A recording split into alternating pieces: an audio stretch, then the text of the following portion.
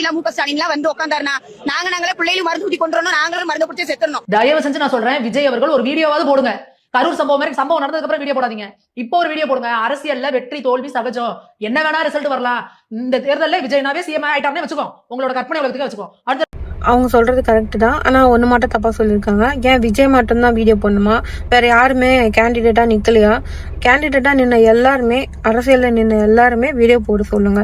ஏன்னா இப்போ ஒரு நியூஸ் பார்க்கலையா, நம்ம திமுகக்கு ஓட்டு போடலன்னு சொல்லிட்டு அந்த இருக்கிற அந்த குடிநீர் உடைச்சாங்களா, அப்ப அதெல்லாம் கணக்கு தெரியலையா?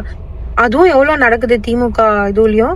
ஸோ அப்படி இருக்கும்போது எல்லாரும் வீடியோ போட்டா நல்லா தான் இருக்கும். இந்த மாதிரி யார் வந்தாலும் யார் தோத்தாலும் அதை அப்சர்வ் பண்ணிட்டு இருங்க அப்படின்னு சொல்லிட்டு. அதே விஜய் மட்டும் போடணும்னு எதிர்பார்க்குறீங்க? சரி, ஓகே, அவங்க சொன்ன பாயிண்ட்டும் கரெக்ட் தான். யார் வந்தாலும் அதை ஏத்துக்கோங்க. இவங்க தான் வரணும், நம்ம ஓட்டு போட்டவங்க வரலையே, நம்ம எதிர்பார்த்தவங்க வரலையே அப்படின்ட்டு. இது வந்து அரசியல். அவங்க எப்படி வேணாலும் போட்டோம், மக்களுக்கு வந்து போன 5 வருஷம் என்ன நடந்ததோ அப்படின்னு நினைச்சிட்டு போயிட்டே இருக்கணும். அதை விட்டுட்டு அவங்க வந்து நம்ம சோறு போடப்படுறது கிடையாது. வர திட்டம் வரந்தா வரட்டும், போனா போட்டோம், எவன் சட்டா நமக்குன்னா அப்படின்னு இருந்துட்டு போயிடணும்.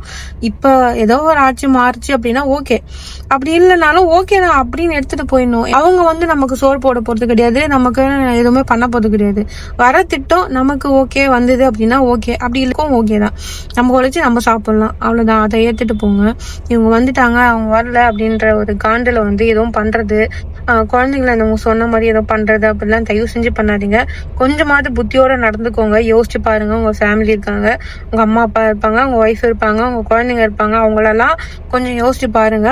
அரசியல்ன்றது வேற, குடும்பங்கிறது வேற. ஃபர்ஸ்ட் மெயின் உங்களுக்கு முக்கியம் வந்து குடும்பம் தான்.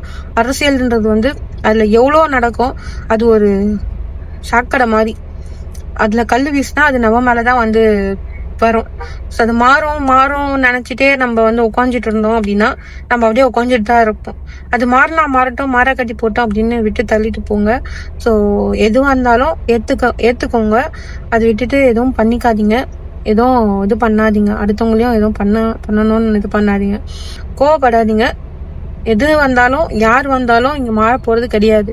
இருக்கிறது தான் அப்படின்னு முடிஞ்சிச்சு, அவ்வளோதான். அதை விட்டுட்டு மாறும் நினைக்காதீங்க, மாறாது. சப்போஸ் மாறுச்சுன்னா ஓகே தான், மாறல, அவங்க அரசியல்வாதிங்க முக்கியம் அப்படின்னு நினைச்சிட்டு ஏதோ பண்றோன்ட்டு பண்ணிடாதீங்க. ஓகே, யார் வந்தாலும் வரலனாலும் நம்ம வேலைக்கு போனாதான் நமக்கு சோறு. இங்க எவ்வளவு நடக்குது அதெல்லாம் நம்மளால கேட்க முடியாது. ஏன்னா எல்லாத்துக்கும் ஒரு பவர் வச்சிருக்காங்க. எல்லாத்துக்கும் ஆளு காசு பணம் அதுதான் முக்கியம். நீங்க என்ன சொல்றீங்கன்னு கமெண்ட்ல சொல்லுங்க. ஓகே.